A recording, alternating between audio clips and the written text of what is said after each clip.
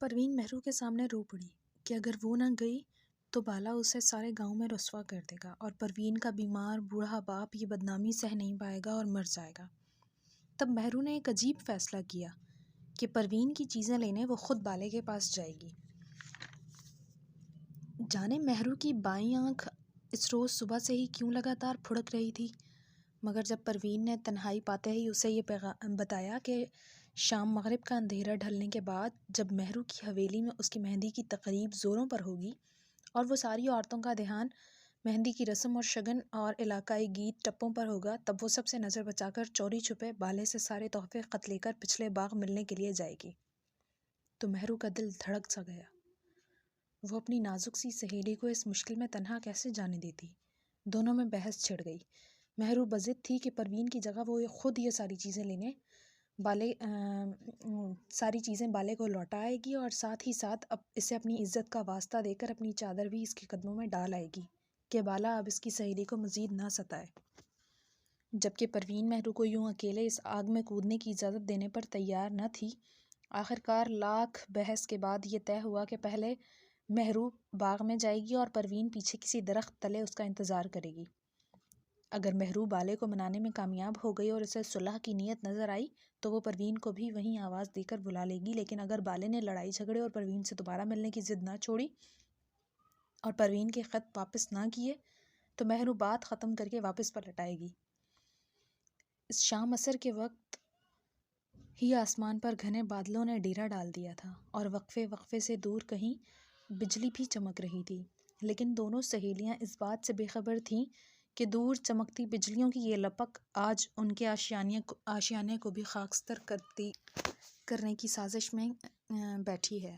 مغرب سے پہلے ہلکی بارش بھی شروع ہو گئی اور پروین اور مہرو کو ایسا لگا کہ آندھی اور بارش کا یہ پردہ قدرت نے ان دونوں کے لیے ہی آج ترتیب دیا ہے، تاکہ کسی بہانے سے جب وہ اٹھ کر دونوں جائیں تو باقی عورتیں ان کی غیر موجودگی محسوس نہ کر پائیں۔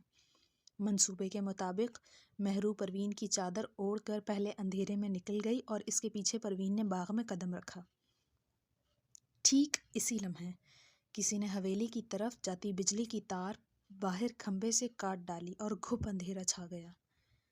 پروین نے گھبرا کر اندھیرے میں مہرو کو ڈھونڈنے کی کوشش کی اور وہ مہرو کو آگے جانے سے روکنے کے لیے اس جانب لپکی جہاں اس نے آخری بار مہرو کو گھنے درختوں کے پیچھے اوجھل ہوتے دیکھا تھا۔ تبھی اس نے اندھیرے میں دو تین افراد کو منہ پر ڈاکوؤں جیسے سیاہ ڈھاٹے باندھے باغ کی دیوار کودتے ہوئے دیکھا اور خوف کے مارے اس کی آواز گھٹ کر رہ گئی۔ تبھی دور کہیں سناٹے میں مہرو کی دبی دبی سی چیخ گونجی۔ پروین تڑپ کر اس طرف دوڑی اور اس نے بارش میں کہیں دور گرتی بجلی کی چمک میں دیکھا کہ کوئی مہرو کے منہ پر کپڑا باندھے اسے بے ہوش کیے اٹھا کر بھاگ رہا ہے۔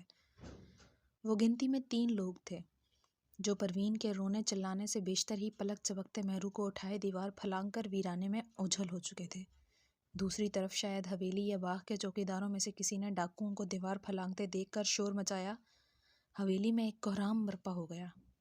کچھ دیر تو سبھی یہ سمجھتے رہے کہ شاید کچھ اناڑی چور اندھیرے کا فائدہ اٹھا کر شادی والے گھر میں سے سونا چاندی لوٹنے کے لیے پچھلی جانب سے اندر ٹاپے ہوں گے، اور پھر کسی کو خیال آیا کہ پہلے حویلی کی بجلی تو بحال کی جائے جو انہی چوروں نے اندر ٹاپنے سے پہلے باہر میدان میں لگے کھمبے سے کاٹ ڈالی ہے۔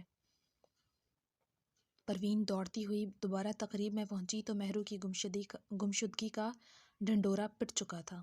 کسی کو پروین کے جانے اور آنے کی خبر ہی نہ ہو سکی تھی۔ ڈاکوؤں کا پیچھا کرنے کے لیے حویلی کے مرد آنکھوں میں خون لیے گرجتے گالیاں بکتے ہوئے ہوائی فائرنگ کرتے صحن میں جمع ہوئے تو ان کی وحشت اور سرخ آنکھیں دیکھ کر پروین ڈر گئی اور ہزار خواہش کے باوجود کسی کو بالے کے بارے میں کچھ نہ بتا سکی۔ کرمداد اپنے وفاداروں کے ساتھ اسی وقت مہرو کی تلاش میں نکل گیا۔ مہرو کی ماں کو غشی کے دورے پڑنے لگے اور پروین ساری رات روتے روتے گڑ گڑاتے خدا کے حضور صرف یہی دعائیں کرتی رہی کہ احمد اور مہرو کا باپ کرمداد مہرو کو واپس لے کر ہی لوٹیں۔ اگلے روز شام کو وہ سب تھک ہارے واپس گھر آئے تو مہرو واپس نہ آئی۔ اسی اثنا میں ایک دوسری انہونی یہ ہوئی کہ پروین کے مہینوں پہلے سے بیمار باپ کو اچانک دل کا دورہ پڑ گیا۔ پروین کی ماں اسے لیے گاؤں کے واحد 2 کمرے کے ہسپتال کی طرف دوڑی گئی اور اگلے 2 ہفتے پروین بیمار باپ کی بستر کی پائنتی سے لگی دوا دارو کرتی رہی۔ ڈاکٹر نے صاف کہہ دیا تھا کہ اتنے شدید دورے کے بعد بھی پروین کے باپ کا بچ جانا سمجھو کوئی معجزہ ہو گیا ہے، مگر اب ہر لمحہ ان ماں بیٹی کو بیمار کا خیال رکھنا ہوگا اور کوئی بھی ایسی بات نہ ہو جس سے مریض کے ذہن یا دل پر کوئی بوجھ پڑے۔ پروین مہرو کے اغوا کی اگلی شام ماں کے ساتھ ہسپتال آئی تھی اور تب سے لگاتار اس کے کان مہرو کے بارے میں کسی اچھی خبر کو ترس رہے تھے۔ عیادت کو آنے والی عورتیں حیرت اور دکھ سے پروین سے مہرو کے بارے میں استفسار کرتیں کہ آخر اس اندھیری رات میں مہرو اس ویران باغ میں کیا لینے گئی تھی، اور ایسی رازداری کہ اپنی عزیز جان سہیلی کو بھی خبر نہیں ہونے دی۔ گاؤں کی عورتوں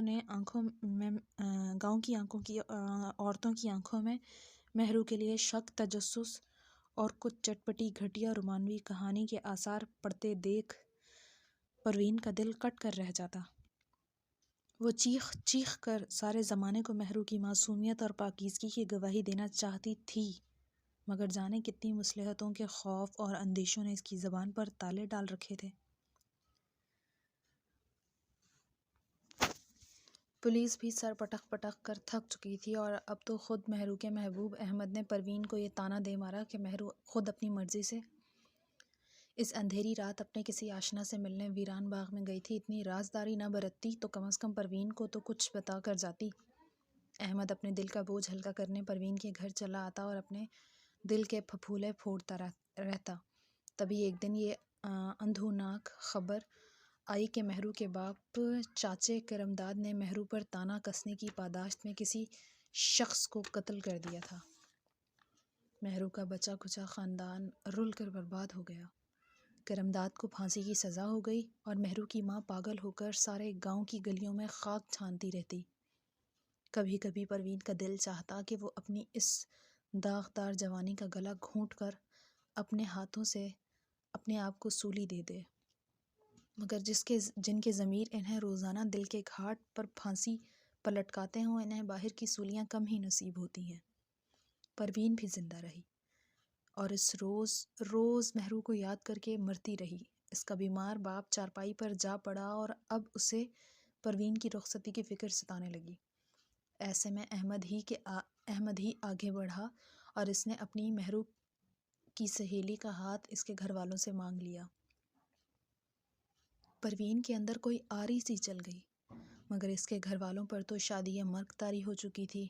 علاقے کے سب سے بڑے زمیندار نے ان کی بیٹی کے لیے رشتہ بھیجا، خوشی تو ہونی تھی۔ پروین نے احمد کو بہت سمجھانے کی کوشش کی کہ وہ مہرو کے ساتھ یہ بے وفائی کبھی نہیں کر پائے گی، کیونکہ مہرو اس کے اندر بستی ہے۔ احمد نے جواب دیا کہ اسی مہرو کی یاد بانٹنے کے لیے تو وہ پروین کو ہمیشہ کے لیے مانگ رہا ہے، کیونکہ پروین ہی سب جانتی ہے کہ مہرو احمد کے لیے کیا تھی، اور اب وہ کسی تیسری عورت کو بیاہ کر اپنے گھر نہیں لانا چاہتا تھا۔ پروین نے لاکھ سر پٹخا، مگر اس کے ماں باپ نے اپنی عمر بھر کی پرورش کا حق مانگ کر پروین کی زبان بند کر دی، اور پروین احمد کی دلہن بن کر اس کے آنگن ڈولی اتر گئی۔ سال بھر بعد ایک بیٹا بھی گود میں آ گیا، مگر حویلی میں پروین کی ایک بھی رات ایسی نہیں گزری جب وہ شوہر اور گھر والوں سے چھپ کر تنہائی میں نہ روئی ہو۔ پچھلے ماہ پروین کا بیمار باپ بھی چل بسا، جس کی بیماری اور رسوائی کے خوف سے پروین کی زبان بند کر رکھی تھی۔ پروین کے دل پر اب بھی بوجھ ناقابل برداشت ہوتا جا رہا تھا، لہٰذا اس نے فیصلہ کر لیا کہ چاہے جو بھی ہو اور چاہے کتنی ہی بڑی بربادی اور بدنامی اس کا مقدر نہ بن جائے، مگر اب وہ یہ راز اپنے اندر چھپا کر نہیں رکھے گی اور احمد کو سب بتا دے گی۔ اسے بس اپنے گڈو کی پہلی سالگرہ کا انتظار تھا کہ یہ دن خیر خیریت سے گزر جائے، کیونکہ وہ باپ بیٹے کی پہلی خوشی خراب نہیں کرنا چاہتی تھی۔ احمد کے دل میں کئی ارمان تھے یہ دن منانے کے لیے، اس لیے پروین کسی رنگ میں بھنگ نہیں ڈالنا چاہتی تھی، مگر تقریب کے اگلے روز ہی اس نے خود کو زمانے کی عدالت میں پیش کرنے کی ٹھان رکھی تھی۔ مگر پھر مزار میں اسے ایک جوگی مجذوب دکھائی دیا، جس کی ایک بات نے اس کا اندر باہر سب ہلا کر رکھ دیا۔ اسے لگا یہ قدرت کی طرف سے ایک واضح اشارہ ہے کہ اب اسے اپنے گناہ کا اقرار کر کے کفارہ ادا کرنے کے لیے تیار ہو جانا چاہیے۔ اسی لیے آج وہ اس جوگی کے سامنے کھڑی اپنے ہر جرم کا اقرار کر رہی تھی، اور یہاں سے جانے کے بعد وہ خود اپنے مجازی خدا کی عدالت میں پیش کرنے والی تھی۔ پروین نے اپنی بات ختم کی تو وہ ہچکیاں لے کر رو رہی تھی۔ مزار پر ڈھلتی شام کے سائے اپنے پر پھیلا رہے تھے۔ دلوں کے اندھیرے شاموں میں گھل جائیں تو شامیں مزید اداس ہو جایا کرتی ہیں۔ پروین پلٹ کر جانے لگی تو میں نے اسے آواز دے کر روکا۔ تمہارے فسانے میں دوبارہ مہرو کا کوئی ذکر نہیں آیا؟ اگر تمہیں واقعی اسے کھونے کا اتنا ہی پچھتاوا تھا تو تم نے اپنے طور پر اسے کھوجا کیوں نہیں؟ بالا مہرو کو اٹھا کر لے گیا تھا، اور اب مہرو کہاں ہے؟ پروین نے میری طرف دیکھا، اس کی پلکیں ابھی تک نم تھی۔ یہی تو میں آپ سے پوچھنے آئی تھی سائیں جی کہ میری مہرو کہاں ہے۔ آپ تو اللہ والے سائیں لوگ ہو، آپ کو تو پتہ ہوگا کہ وہ کہاں ہے۔ میں نے اسے بڑا ڈھونڈا پر وہ مجھے نہیں ملی۔ میرے ذہن میں ایک تیز آندھی سی چلنے لگی۔ پروین نے بتایا کہ وہ اپنے بیمار باپ کی وجہ سے ہفتہ بھر تو ہسپتال سے ہی نہیں نکل پائی، مگر وہ برابر احمد کی حویلی خبر رکھے ہوئی تھی۔ گاؤں کی عورتیں جو اس کی ماں سے ملنے آتی تو ان سے اسے حویلی کی سنگن ملتی رہتی تھی۔ مہرو کا کچھ پتہ نہیں چل رہا تھا۔ آس پاس کے سارے علاقے چھان مارے گئے۔ احمد کے اندر جب تک غیرت کی ناگ نے پھن نہیں اٹھایا تھا، وہ خود بھی مہرو کے باپ کے ساتھ چپا چپا گلی گلی کریا کریا اپنی محبوبہ کو تلاش کرتا رہا، اور اس کے بعد بھی کرمداد اور پولیس مہرو کی تلاش میں سرگرداں رہی، مگر مہرو کو تو جانے زمین کھا گئی یا آسمان نے نگل لیا۔ پروین نے اپنی کالج کی اسی پرانی سہیلی سے مدد لینے کا فیصلہ کیا جو بالے کے گاؤں سے پڑھنے آیا کرتی تھی۔ باپ کے ہوش آتے ہی چھٹے یا ساتویں روز پروین کسی نہ کسی بہانے لپکتی چھپکتی کالج پہنچی تاکہ وہ اپنی دوست کے ذریعے بالے کے علاقے میں جا کر اس کے پاؤں پڑ جائے اور اس کی منت کرے کہ بالا پروین کی دل لگی کی سزا اس معصوم سہیلی کو نہ دے اور اسے رہا کر دے۔ مگر پروین کے سر پر ابھی کچھ اور آسمان ٹوٹنا باقی تھے۔ سہیلی نے یہ دل دہلا دینے والی خبر سنائی کہ بالے کو 5 روز پہلے اسی لڑکی کے بھائی نے گولی مار کر قتل کر دیا، جو پچھلے دنوں بالے کی وجہ سے سارے گاؤں میں بدنام ہو گئی تھی۔ پٹواری کا بیٹا گزشتہ کئی دنوں سے بالے کی طاق میں تھا، اور پھر موقع ملتے ہی اس نے اپنی غیرت کا سارا وبال بالے کے سینے میں 6 کی 6 گولیوں کی صورت اتار کر ہی دم لیا۔ بالے کو تو تڑپنے کی مہلت نہیں مل سکی۔ پروین کی سانس رک گئی۔ بالے کی موت مہرو کے اغوا کے ٹھیک اگلے دن ہوئی تھی، مگر پھر مہرو کہاں گئی؟ بالے کے ساتھ 2 لوگ اور بھی تو حویلی کے پچھلے باغ میں کودے تھے، وہ کون تھے اور پھر کہاں غائب ہو گئے؟ پولیس نے قتل کی تفتیش کے دوران اسی رات پٹواری کے بیٹے اور مددگاروں سمیت بالے کے سارے دوست اور کارندوں کو بھی گرفتار کر لیا تھا، کیونکہ اس فائر میں دونوں طرف سے کچھ فریقین زخمی ہوئے تھے اور علاقے میں نقص امن کا خدشہ بڑھ رہا تھا۔ ان سب کی ضمانتیں ہونے میں کئی ہفتے لگ گئے۔ پروین اس سارے عرصے میں اپنی استطاعت کے مطابق بھرپور کوشش کرتی رہی کہ اسے مہرو کی کوئی خبر مل جائے، مگر ایک کمزور اور انجان لڑکی بھلا کسی دوسرے گاؤں میں کتنی بھاگ دوڑ کر سکتی تھی؟ سو ناکام ہی رہی۔ وہ ہر دوسرے دن کسی نہ کسی بہانے اپنی سہیلی کے ساتھ چند گھنٹوں کے لیے اس کے گاؤں چلی آتی، اور ہر گلی، ہر کوچے اور بازار کو آنکھیں پھاڑ پھاڑ کر دیکھتی رہتی، شاید کہیں سے اسے اپنی پیاری مہرو کی کوئی جھلک دکھائی دے جائے۔ مگر کھونے والے اگر مل جائیں تو پھر کوئی انہیں گمشدہ کہے ہی کیوں؟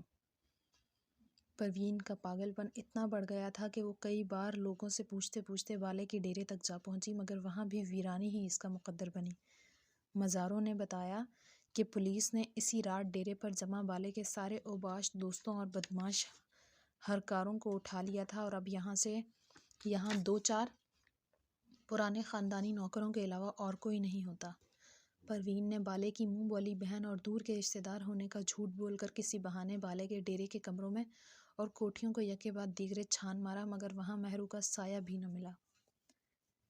ایک آدھ بار وہ اپنی دوست کے ساتھ پرسہ دینے کے بہانے بالے کی کوٹھی کے پھیرے بھی ڈال آئی تھی، اور کریت کریت کر بالے کی ماں بہنوں سے بھی سوال جواب کرائی تھی، اور اس دوران اس نے بالے کی حویلی میں موجود تمام عورتوں سے جان پہچان پیدا کرنے کے لیے صحن میں بیٹھ کر بالے کی جوان موت پر جھوٹے بین بھی ڈالے، مگر جسے نہیں ملنا تھا وہ آخر تک نہ ملی۔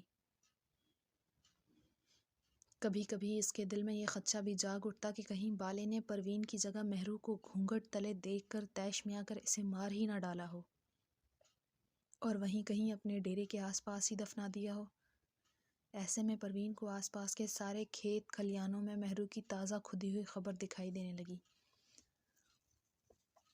پروین نے آس پاس کے سارے قبرستان بھی چھان مارے، اور وہ ہر تازہ بنی ہوئی قبر کے بارے میں کریت کریت کر گورگنوں سے پوچھا کرتی، مگر ہر قبر کا کوئی نہ کوئی وارث نکل آتا۔ آخر پروین کی ماں ہی بیٹی کے اگلے اس پاگل پن اور جنون کے آڑے آئی، کیونکہ آس پاس کے علاقوں کے لوگوں نے عجیب عجیب باتیں کرنا شروع کر دی تھی۔ پروین کی ماں بس اتنا جانتی تھی کہ اس کی بیٹی اپنی عزیز جان سہیلی مہرو کی بازیابی کے لیے آس پاس کی مددگاہوں اور مزاروں پر منتیں مانگتی اور چادریں چڑھاتی پھرتی ہے کہ مہرو خیریت سے گھر واپس لوٹ آئے۔ مگر جوان خوبصورت لڑکی کے ماں باپ بھلا اسے کب تک یوں ہی ادھر ادھر بھٹکنے دیتے؟ لہٰذا ایک روز اس پر پابندی عائد کر دی گئی کہ اب وہ اپنی کسی کالج کی سہیلی یا گاؤں کی کسی کمی مزارن کے ساتھ تانگے میں ادھر ادھر کھجل خوار نہیں ہوا کرے گی۔ پروین کی ماں کو تو یہ بھی شک ہو گیا کہ جوان پروین کے چہرے پر جو ہر وقت اداسی اور زردی چھائی رہتی ہے، یہ بھی کسی ایسے ہی ویران مزار یا خانقاہ کا سایہ ہے جو اس کی بیٹی کے حسن کو گھن بن کر چاٹ رہا ہے۔ اور اب وہ جلد از جلد اپنی بیٹی کو ڈولی میں بٹھا کر گھر سے رخصت کرنا چاہتی تھی۔ تبھی جب ایسے میں احمد کا رشتہ پروین کے لیے آیا تو اسے لگا جیسے خدا نے بس اسی کی سن لی ہے، لہٰذا جھٹ پٹ اور عجلت میں پروین کو احمد کے ساتھ رخصت کر دیا گیا۔ پروین کی کہانی ختم ہو چکی تھی، مگر مجھے یوں لگ رہا تھا کہ جیسے اب بھی کسی گہرے کنویں میں راستہ تلاش کرنے کی کوشش میں ہوں۔ مگر مہرو کی گمشدگی اب بھی ایک معمہ بنی ہوئی تھی۔ پروین نے چادر سر پر ڈالی اور واپسی کی راہ لینے سے پہلے دھیرے سے بولی، میرے لیے دعا کریں گے سائیں جی؟ جانتی ہوں میں اس قابل نہیں ہوں، مگر میں اندر سے بہت کمزور نکلی۔ اپنے بوڑھے باپ کا سر کسی کے سامنے جھکنے نہیں دینا چاہتی تھی۔ اسی ڈر سے میں نے سہیلی کو اپنی باپ کی عزت پر قربان کر دیا، مگر آج میں اپنے جرم کی سزا بھگتنے جا رہی ہوں۔ میری دعا ہے کہ احمد اپنے ہاتھوں سے میرا گلا گھونٹ کر میرا قصہ مکا دے۔ پروین روتے ہوئے پلٹی تو میں نے اسے آواز دے کر روکا، جانے سے پہلے میری ایک بات سن لو۔ کچھ سچ اگر وقت پر بول دیے جائیں تو ان کی افادیت تبھی قائم رہتی ہے، مگر وقت گزرنے کے بعد وہی سچ دوسروں کے لیے کسی ناکردہ گناہ کا عذاب بن جاتا ہے۔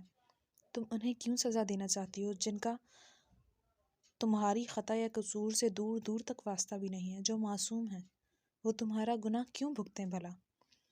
تو پھر سائیں میں کیا کروں؟ چپ رہتی ہوں تب بھی پچھتاوے کے ناگ مسلسل مجھے ڈستے رہتے ہیں کہ میں انہی اپنوں کے ساتھ مخلص نہیں ہوں، دھوکہ دے رہی ہوں ان سب معصوموں کو جو اندر سے بہت اجلے ہیں، لیکن میرے اندر کی سیاہ کالک سے نا واقف ہے، اور مجھے بھی اپنے جیسا پاکیزہ اور معصوم سمجھتے ہیں۔ وہ کیا جانے میں اندر سے کتنی داغدار اور کتنی میلی ہوں۔ میں نے اس کی لرزتی اور پچھتاووں کے بوجھ تلے ڈوبی پلکوں کو بھیگتے دیکھا۔ کبھی کبھی اپنوں سے اپنا سچ ہی چھپانا ہماری سزا مقرر کر دی جاتی ہے۔ سچ بول دینے سے تو شاید ایک بار موت ملتی ہے، مگر اپنے اندر کا سچ کسی اور کی خاطر چھپانے والے ہر روز کئی ایسی موتیں مرتے ہیں، اور یہ سچ بول کر بوجھ اتار دینے سے کہیں بڑی سزا ہے کہ اپنے اس بوجھ کے ساتھ عمر بھر جیا جائے، اور روز خود کو آئینے میں دیکھ کر اور اپنی اصلیت پہچان کر اپنے آپ پر ہی تعزیر مقرر کی جائے۔ تمہیں بھی فی الحال اس سچ کو اپنے اندر ہی کسی دور چبھے کانٹے کی طرح پیوست رکھنا ہوگا، روز تڑپنا اور روز فنا ہونا ہوگا، جب تک کہ قدرت خود تمہارا سچ تمہارے اپنوں پر ظاہر نہ کر دے، ورنہ سمجھ لینا کہ ابھی تمہیں ان کی خوشیاں برباد کرنے کی اجازت نہیں دی گئی۔ پروین آنکھیں پونچھتی چلی گئی۔ میں نے بخت خان کو یہ سارا ماجرا اسی رات سنا دیا۔ اس نے ایک ہی سوال پوچھا، آگے کیا کرنا ہے عبداللہ خانہ؟ ہم کل صبح والے کے گاؤں جا رہے ہیں، اس ڈور کا اگلا سرا ہمیں اب وہیں سے ملے گا۔ قتل والی رات پولیس نے بالے کے ڈیرے کے پر چھاپا مار کر اس کے تمام ساتھیوں کو گرفتار کر لیا تھا۔ ضرور سارے ڈیرے کی تلاشی بھی لی ہوگی۔ اگر مہرو بالے کے ڈیرے میں ہوتی تو پولیس کو ضرور مل جاتی، مگر بالے نے اسے وہاں رکھا ہی نہیں تھا۔ مطلب ڈیرے کے علاوہ بھی بالے کا کوئی نہ کوئی ایسا ٹھکانہ ضرور ہوگا جہاں وہ مہرو کو چھپا سکتا تھا۔ ہمیں وہی ٹھکانہ تلاش کرنا ہوگا بخت خان۔ اور پھر اگلی صبح منہ اندھیرے مزار سے گزرتی پگڈنڈی پر میں اور بخت خان دھند اور کوہرے میں ڈوبے کھیتوں کے درمیان خود کو بڑی سیاہ شالوں میں لپیٹے جوگی فقیروں کے بھیس میں بالے کے گاؤں کی طرف پیدل ہی نکل پڑے۔